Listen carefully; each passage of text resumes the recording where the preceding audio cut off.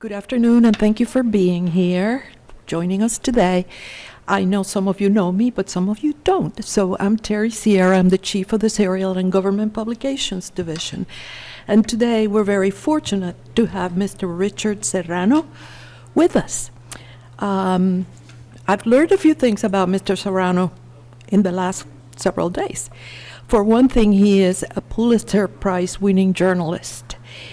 And he started his career in his native Kansas City as a 17-year-old copy boy for the Kansas City Star.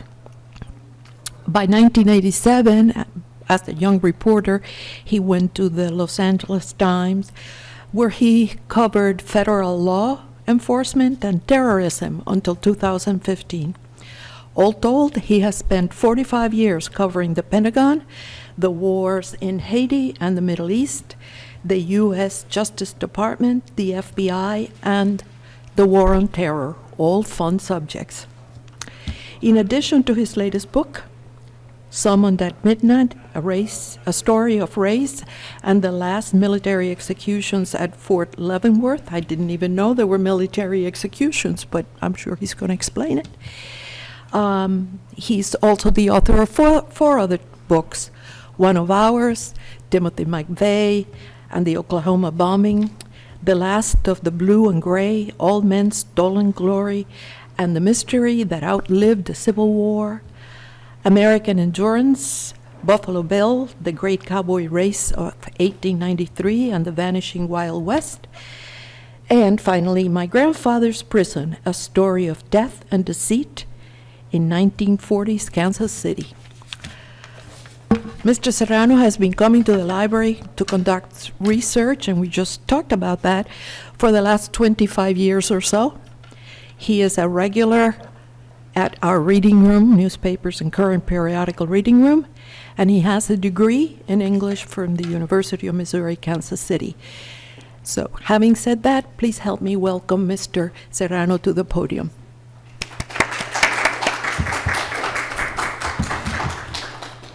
Thank you. It's true, I have been coming here a long time, probably 25 years, and I recognized many of the faces here in this room, and as I was coming across the street, and in fact, at this morning, I was working in the periodical room in the law library, and when we're done here, I've got to go upstairs, and then I've got to go back to the periodic room, and I just love being here. I just love doing the research, and when I'm working on a book, I have a tendency to over-research and interview people because I'm afraid I'm going to miss something. And then you hate to go back, but that's really because I'm a little afraid of the blank screen when I start to write. And so then when I make the change, then I'm kind of done with the research, and I feel good about that. But this new book that came out in February is called Summoned at Midnight, and it's about the military's death row, the Army's death row at Fort Leavenworth, Kansas. And the last time they executed anyone was in the late 50s. And these were Army soldiers. So in other words, if a soldier committed a capital murder case, he would be court-martialed and sent to Fort Leavenworth. And I first heard about that 40 years ago when I was a very young cub reporter in Kansas City.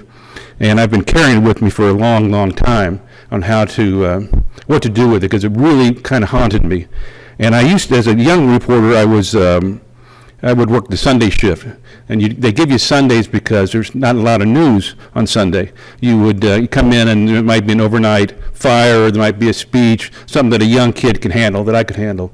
And there was an editor there by the name of Jim Fisher, and Fisher had already been a reporter for 20 years maybe, and had covered he'd covered the riots after the King assassination and some of the other big events of his time. And he said, He said, he started telling me how he had one night gone out to Fort Leavenworth because he executed a soldier. And I said, really? And he said, yeah. And he said, if you want to make it in this business, that's a rite of passage, that you have to witness an execution. It's just kind of a thing that you can say, that you've done. And I was just stunned, but also just really intrigued by that. And I always thought about it. And then 10 years went by, and I became a city editor at the paper. And I liked it at first, but then got kind of bored with being in management, and so I decided to start driving out to Fort Leavenworth and see if I can find anybody that would remember these soldiers. And the Army has not executed anybody since then. So it's almost, 60 years have gone by, and they got 5 guys on death row today, but because of appeals and stuff, they just don't do it anymore. So anyway, I would go out at night. I would work a day shift, and I would go out at night, and this is about 1987, and I'd find a guard. And these were old retirees. And I'd go to his house, and I'd spend 2 or 3 hours, and I would interview him. And these were death row guards, and he would give me the name of another guy. And I'd wait a couple days, another night I'd go back out, and I would interview him. And I got to where I interviewed maybe 40 people. And in their homes, and these were death row guards, these were a couple of commandants, attorneys, chaplains, psychiatrists, and just all the Army type people. And I didn't know what I was going to do with all this. I was too young to write a book. I really didn't know how to write a book. And as I accumulated all, and then I also found I found 4 of the inmates who were not executed, and interviewed them. So in about mid-'87, I took a job at the LA Times and kind of forgot about it. But on the way driving from Kansas City to California, I stopped in Waco because I interviewed one of the chaplains. And I stopped in New Mexico because I interviewed 2 more guards. So it was always in the back of my mind what to do with this. And I kept thinking, well, I've got to someday, as Fisher told me, someday you have to witness an execution. So anyway, I'm at the LA Times, and I'm really busy trying to start my new career there. And in a couple of years, they sent me out here. And I was covering the FBI, the war on terrorism, and that kind of stuff, and all, as you said, all the fun stuff. Anyway, one of the things I was really deep into was Timothy McVeigh and the Oklahoma City bombing. And I spent 2 years in Oklahoma and Denver covering that bombing and the trial. And I got to know McVeigh pretty well. And I would go out to the prison and interview him, and so that became my first book on McVeigh. And then I went out to his execution. And he was executed, and he wasn't a military, this was not a military case, this was a federal civil case, federal criminal case. So he was the federal death row then, and today is in Terre Haute, Indiana. So I went out hoping to get in to see him for the execution, but there were 1,000 reporters there. I mean, this was a big deal, and it was the first federal execution since 1962. So there was just a lot of, it was just a lot of news value, and there was a lottery, and I, probably came in last. I didn't even get picked, and so I missed it. I missed that one. And 2 years later, there was another man who was set to be executed, and this guy had sort of a lot of similarities to what happened in Fort Leavenworth. He was a long-time career Army soldier. And he was a hero. I mean, he parachuted under live fire in Grenada, and he was in the Persian Gulf War, and then he got forced retirement because of his age, and he had a real hard time with that. And he went in to the post in Texas and abducted a young female recruit and killed her. And it was horrible what he did. But then you kind of go forward 10 years or so, and he's on death's door, and George W. Bush is the president. And George W. Bush, when he was governor, was hanging everybody, so there was going to be a lot of sympathy for him. And but even though his lawyers were trying to argue that there was PTSD from all his Army psychosis and what he'd been through, and that he had just wigged out and made him do this. So I wrote a long story about that, and Bush still gave him the thumbs down. And I went to Terre Haute, and this time I got invited in to see the execution. And Terre Haute is along the Wabash River, a beautiful river, and runs along by the river, by the prison. And so there were about 10 of us who were taken there that night, and that night. And we were in these rooms, and they opened the curtain, and the guy was strapped in, and they asked him, the press was in one room, and his family's in another, and then the government and the victims' families on the other side. And they asked him if he had any last words. And as a reporter, of course, I'm ready to write it all down. And he just started singing. He started singing old spiritual. I'm coming home, Jesus. I'm crossing the Jordan. I'm coming home. And he just kept singing. I mean, he was very calm and very peaceful. And he just kept singing. He wouldn't stop singing. And the warden kind of shrugged and gave the signal. And then he died. I mean, he died like that. And I looked at my notebook, and I didn't write anything because, he didn't say anything. But I wrote the story, and so I thought, well, I finally had my execution, my rite of passage, as they say, particularly for somebody like me who was a crime reporter and was covering, issues like terrorism and capital punishment and these kind of things. So then I retired from the LA Times January 1st, 2016, because I wanted to spend more focus on books. And I'd already done 2 books. I wanted to do some more, and I wrote a book about the Civil War and a book about the Wild West. And I kept thinking about that old thing in Fort Leavenworth. And I came here one day, and I went up to the law library, and they had all the court-martial reports for all of them. And there were 17 guys on death row back then. And I mean, they brought in card after card. They were these big bound volumes, and they had everything about every case. They had all the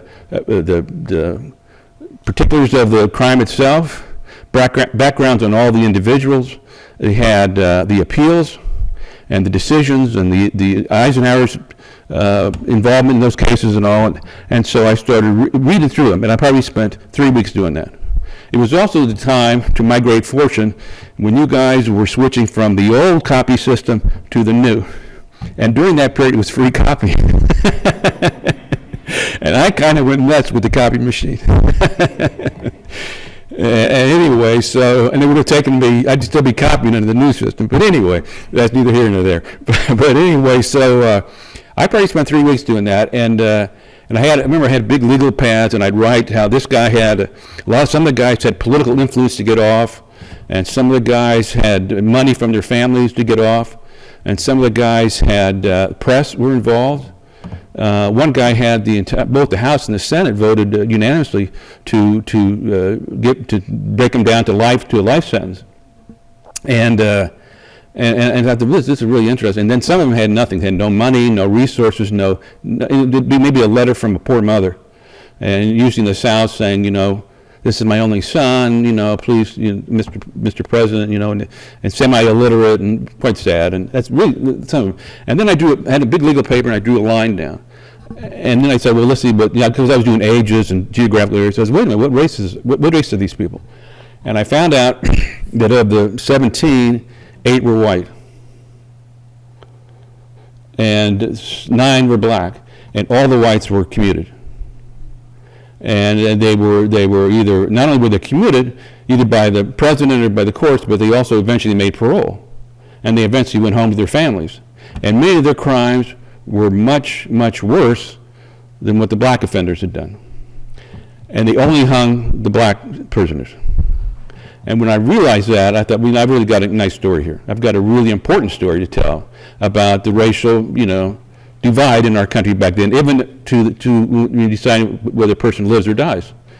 And I was just stunned by that. I was really stunned by that. And the last guy on death row, he was a young African American who came out of Virginia, just down near. Down near the border, all the way southern Virginia, and he had gone to Austria, and he was accused of raping a white girl, which in the 50s, rape in the military was a capital punishment either way. You could be sentenced to death for that, and that's why he was on death row, and his case lasted past Eisenhower. He ended up being the last fella on death row. Of all the 17, he was the last guy there. And his case rolled into John Kennedy, who was the new president. And they really thought they had a shot with Kennedy because Kennedy was young and Catholic and a Democrat and a liberal and new to all this. And at least he would, revoke it down to life with no parole or life with parole or something and spare this man. I'm not going to tell you what happens, but that's kind of how it broke out. And I was just horrified, really, that our country was, so divided that even in the death house there was this kind of going on, and it just really bothered me. And so I took from that, was able to write a book not just about the death penalty, and not just about the Army, and not just about the last time they executed anybody, but about the whole race quotient into that, and how race had played such a thing. And I called the book Summoned at Midnight because they would take these prisoners out at midnight to hang them. That was the method of, and they built a gallows, a wooden gallows, the soldiers did, and they had it inside the prison. And the death row back then was partially underground, where they kept the men. Now, on the death row itself, it was not segregated. The guys were all mixed in together. But but when it came to who lived and who died, it was a whole different story. And so I went out to Fort Leavenworth, and I viewed all they gave me a tour of there's a new prison now, but they gave me a tour of the old prison back then, and they also, since I was in Kansas, I drove out to the Eisenhower Library, and he had, President Eisenhower had a lot of the letters he got from both sides. And on the white side, the files were like this thick, and they were full of congressmen and columnists and wealthy benefactors and different people say, well, you really shouldn't execute him, and when you pull the black files, they were about this thick. And generally, it was just a letter from, like I said earlier, from a poor mother or grandmother saying, this is my son, and please, I need him, and they were all from the American South, and there was no big push at all to help these guys. And the biggest irony of all was that the white soldiers committed much more heinous crimes than the blacks. I mean, one guy drowned an 8-year-old girl. Another guy, I'm not going to get into all of it, but terribly murdered another young girl. I mean, it was terrible crimes they did. Yet, so much for the system. So I was beginning with what I had from the law library. And also from here, I went to the periodic room, and I knew the dates and the places where all these cases happened. And so I pulled the local papers. If it had been in Chattanooga, say, I would get the Chattanooga paper, and I would go through all that. And when I got to the whites, it was full of stories. Let's help John Doe, and congressmen are working the John Doe not be executed, and there's full of stories. And then when you go to the other side, the black ones, it was like, the editorials were like, he must swing. Why is it taking so long to execute him? And it was just unbelievable. I just couldn't believe how unbelievable it was.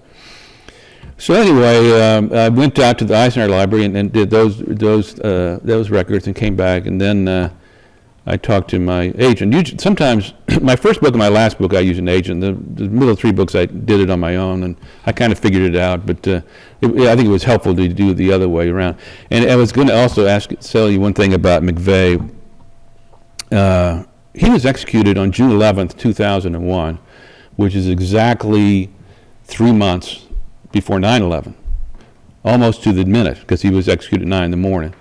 And I knew Tim, and I knew we used to write a lot. And when I interviewed him in prison, but then we would write a lot. He'd always write on the back, not for publication. But there's a newspaper rule that once you're dead, the not for publication doesn't count anymore. Then you're fair game. So I had a stack of letters. But I went out to there. I didn't get in to see that one, but he, knowing him, he would have been so upset about 9/11. Not because it happened, but because his record was obliterated so bad. I mean, he killed 168. Muhammad Atta killed 3,000. So he would be so enraged that his fine record was absolved so quickly. That's kind of his mind. Let's see, what else can I tell you? Well, I think that's it. But anyway, you guys here at this library have been tremendously helpful to me. Tremendously helpful. I can't thank you enough. The material you guys have, and I just love coming up here, and it's just beautiful and everything. But I want to read a couple of short little passages from the new book. One to give you kind of a little flavor about the white side, one to give a little flavor about the black side, and then Amber's going to open up to questions, I hope. This isn't very long, so just bear with me, please.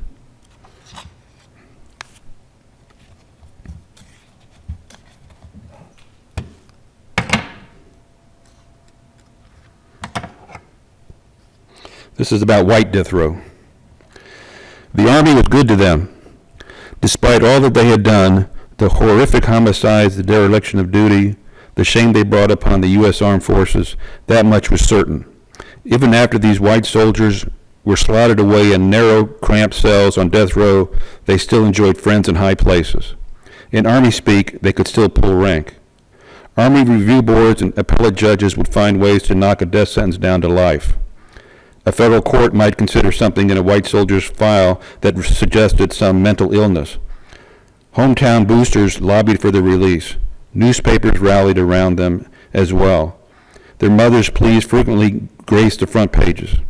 Photographers snapped their pictures, delicately framing the women with tears in their eyes. Washington congressmen from back home would pressure the White House. President Eisenhower's staff would weaken in time. Eventually, a new recommendation was carried into the Oval Office. As short as one page or as long as 2 dozen, it would suggest mercy. The former World War II general signed his name, a slanting cursive crawl tilting to the right, Dwight D. Eisenhower. The system worked for them. They lived. So that's the white death row. And now, bear with me here. This is a tad longer, but I think it's important. Black death row. Shortly before midnight on March 1st, 1955, the first of 3 military convoys rolled out of the castle at Fort Leavenworth. 7 Army vehicles carried high-ranking Army officers, official witnesses, and 1 condemned soldier. They followed the old river road high on the bluffs to Eisenhower Road and then a warehouse at the penitentiary, a 20-minute drive under the lantern moon. At 11:55 p.m., they escorted their first man, 25-year-old Private Chastine Beverly of Balti, Virginia, into the storehouse on the prison grounds. The high-ceilinged stone structure had been leased that night under a federal-state contract between the Army and the state because the Army had not yet built a new hanging platform. The Army would deliver the soldier, the state would hang him. Beverly, dressed in a regulation Army uniform without decoration or insignia, stood silent as guards removed his handcuffs. They wrapped a leather and chain hanging harness over his shoulders and a strap across his legs, then led him a few paces to the foot of the gallows. Colonel James W. Davis, commandant of the military prison, asked for any final words, anything left to say after 3.5 years on death row. Beverly looked squarely into the eyes of the colonel. He moistened his lips with his tongue, seeming to hold back his tears. Nothing at all, sir, he managed. A Kansas prison deputy warden led him to the 13 steps. On the high platform, Kansas prison guards lowered a black hood over his head and swung a heavy noose around his neck. Fashioned from a new hemp cord, they yanked it tight behind his left ear, following the Army execution guidelines. Major Milton E. Berg, a Protestant Army chaplain, recited from the prayer book. God, take away the sin of the world, he said. Few caught his words, but all jolted at 2 minutes after midnight with the slap of the heavy metal trap door. Medical officers slit open the front of Beverly's shirt. Armed with stethoscopes, they searched for a fading heartbeat. At 12:14 a.m., an Army captain approached Colonel Davis and saluted. He is dead, the captain reported. Litter bearers removed the harness, rope, and straps and cut the body down. A guard reached for a portable phone and radioed back to post headquarters at Fort Leavenworth. Bring the next one, he said. So it went twice more that night. The 3 men hanged in alphabetical order. James L. Riggins, 26, of Birmingham, Alabama, was said to be the ringleader of the Army trio that beat a taxi driver to death in a robbery in rural Missouri. He had been a boxer at one time and was regarded by many as a bad boy of the outfit. The second summoned to the warehouse, Riggins stood composed but angry. No, he barked at Colonel Davis. He had nothing to say. So the chaplain completed his benediction. Riggins took longer to die. The fall did not break his neck. For 18 minutes and 40 seconds, the former Army private, 6 feet 2 inches tall, 205 pounds, slowly suffocated. He raised his strapped legs up to the twisting torso. It was, the soldiers thought, a final show of indignation. The last to die that night was Lewis M. Suttles, 26, of Chattanooga, Tennessee. He merely shook his head. What more was there to say? From atop the scaffold, his eyes darted around the room, finally fixing on someone in the crowd, standing with the others at parade rest below. Then came the hood and the prayer and the trap door. He was dead in 3.5 minutes. So,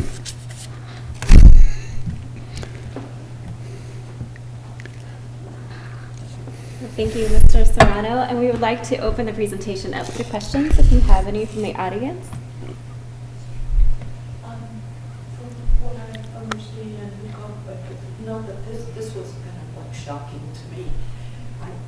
Anyway, I'm going to have to read your entire book now. So, you've covered wars in Haiti and the Middle East. Did you ever go into the combat zone or the bed? In Haiti, I did, yes, yes. I am just about 100 pages into Marie Calvin's new biography. Uh-huh. She was in the same circumstances. She wanted to go into the combat zones. Yeah. Did you meet her at all? I don't remember her. She was from the New York, no, Atlanta, the Times of London. Oh, I don't remember her. The combat coverage has changed so much. I mean, during World War II, guys like Ernie Pyle, were famous reporters, but reporters were right in with the soldiers. Then that changed with Korea and Vietnam, particularly Vietnam, because it was going so badly. And then with the first Gulf War, they started to embed reporters, and so you would be assigned a platoon or a certain group, and you were given flak jackets, and you had everything but a gun, and you were with them. And a soldier would be kind of with you to be your bodyguard, but you saw it firsthand. It was the perfect way to cover a war, and that's how I did it in Haiti. And usually, like for the LA Times, you'd want a platoon or a group of soldiers who were from your reading area, so you could write about them at the time. But I mean, you wouldn't have a sense of how the war was going, the whole thing, but you would have on the ground, I mean, macro understanding about your guys. So it really changed the way that we cover that. Yeah, I was wondering about your newspaper research for this particular book. Did you notice any difference between coverage in Afro-American papers versus mainstream papers? Yeah, no. There wasn't a lot of. I did look at some of the African American, like Amsterdam and some of those papers, and there wasn't a lot of outrage. There was a case during World War II that I include in this book about a black soldier from St. Louis who was accused of raping a white woman in England right before D-Day. And this was the big run-up to the invasion. This was in late May. I mean, like 4 days before D-Day. And Britain did not have capital punishment then. Still doesn't. But anyway, they court-martialed him and sentenced him to death. And the English people were horrified and really upset. And they started petitioning Eisenhower. And Eisenhower really needed the goodwill of they were guests of England to make this invasion. They really needed the support of the English people. I mean, I went to the military personnel record center in St. Louis, and they just had stacks of these telegrams and letters on this guy's behalf, and it was really questionable whether this was a rape anyway. And after the invasion, after they got a foothold into France, then Eisenhower commuted it and actually even released him. If I may, what about your research? Does it show anything about the military ranks of these gentlemen, and does it show anything about the relative ages of these? The African Americans were all young, all enlistees, privates. Had only been in a short time. One of them was a hero and had been a hero in Korea and stayed a while.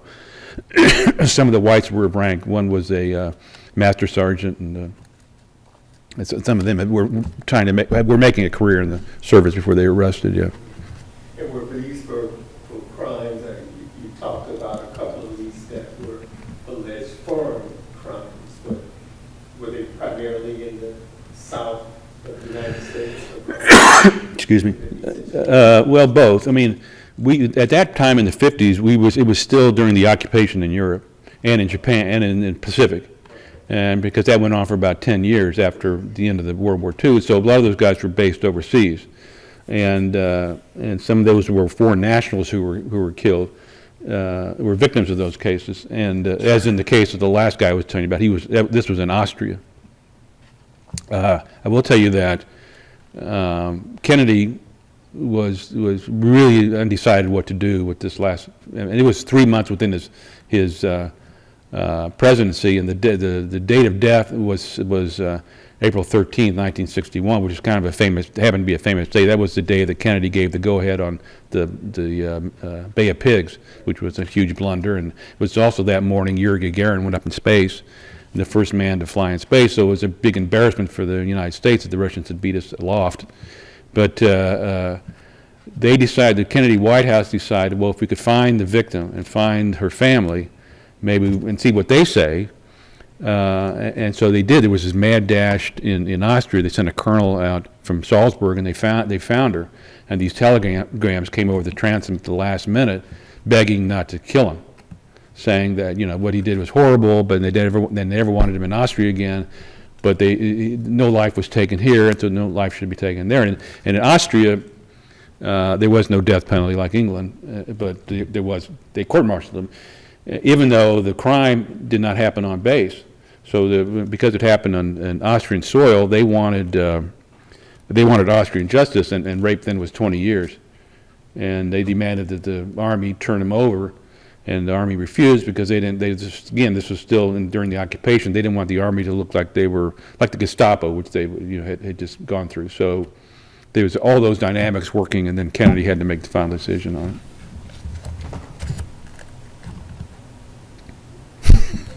Come on, I'm more nervous than you guys. It seems like, and maybe you said this when I was talking, but that so much of this parallels civilian justice and the disparities in civilian justice between white and black defendants. And is that part of your book as well? It is. It is. There's a big section in there about the segregation during World War II. I mean, it was up through World War II was an honor to be in combat. For a white man to give his life or to be wounded, it was an honor, and that honor wasn't bestowed on black soldiers. They were digging ditches, building bridges. They were support mess halls, and then after that war, Truman desegregated the armed forces, and I think it was 1950. And demanded that they be equal, but in Korea I mean, I found they did some big studies, and there was so much resistance. The white soldiers, they didn't want to bivouac with blacks, and they didn't trust them in their units, and they just didn't want to fight alongside them. It took a long time. Really, Vietnam changed that, and Vietnam, in many perspectives, was a black war more than it was a white war.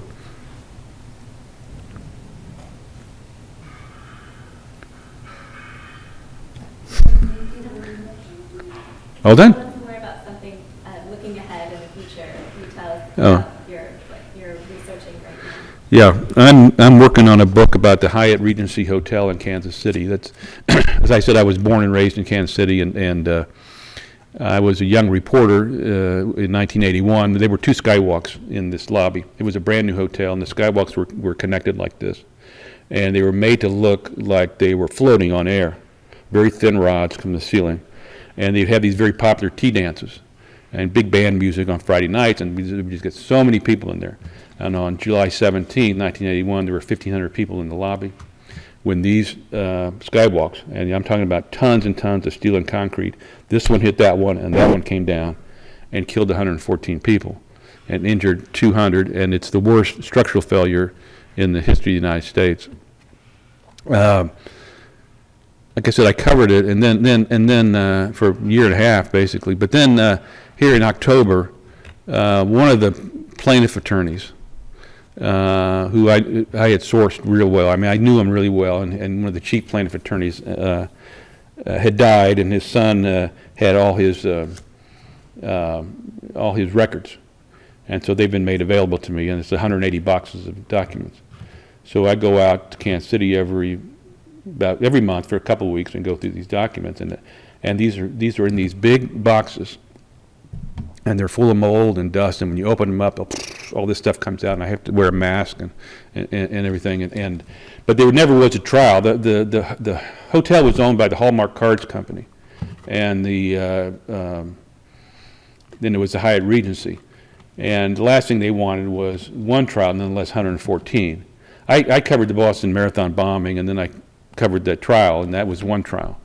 And there wasn't a dry eye in that courtroom. I mean, you had people coming in on crutches and missing a leg, and some parents whose child had died. I mean, I was sobbing, the jury was sobbing, the judge was sobbing. I mean, it's just, you know, and so if you have that kind of thing with Hallmark and Hyatt, it could ruin the brand. I mean, these are companies that run posh hotels and companies that make greeting cards, and so that anyway, within a year and a half, basically everything was settled. There never was a trial. So because I have all these documents, I'm in a position to tell what we would have learned had there been what we would have learned about the hotel and why and how this happened. But I can't just let the documents alone. So I've been doing interviews. So I've done 182 interviews so far, and with people who were first responders and people who were witnesses or injured or the families of the dead and those.